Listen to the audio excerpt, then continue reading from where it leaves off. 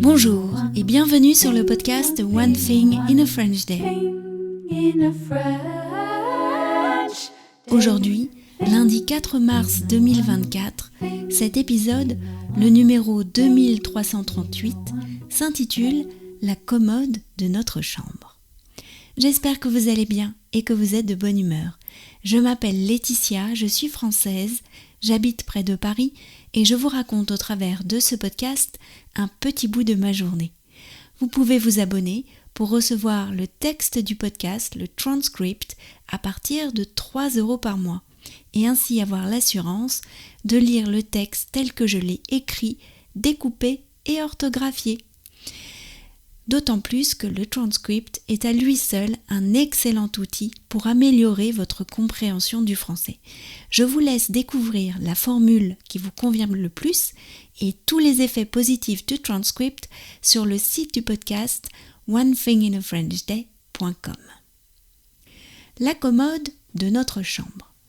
À la rentrée, en septembre dernier, nous avons acheté une nouvelle commode pour notre chambre, une commode Habitat, dans le magasin Habitat du CNIT à La Défense. C'était juste avant que le magasin ne ferme pour travaux. Je suis vraiment content pour vous parce que l'article est en stock, nous avait dit le vendeur. Vous allez être livré assez vite. Avec le recul et maintenant que les magasins Habitat ont définitivement fermé, je comprends son soulagement. La commode en chêne est donc dans notre chambre et je l'aime beaucoup. Elle a, je trouve, une présence. C'est une commode en hauteur avec de nombreux tiroirs, 2 par étage, mais de largeur différente. Des tiroirs sans poignée que l'on tire par en dessous. Les derniers tiroirs sont trop hauts pour moi. Alors, c'est Pietro qui a pris les étages du haut pour mettre ses affaires et moi ceux du bas. J'ai adoré compartimenter mes vies vestimentaires.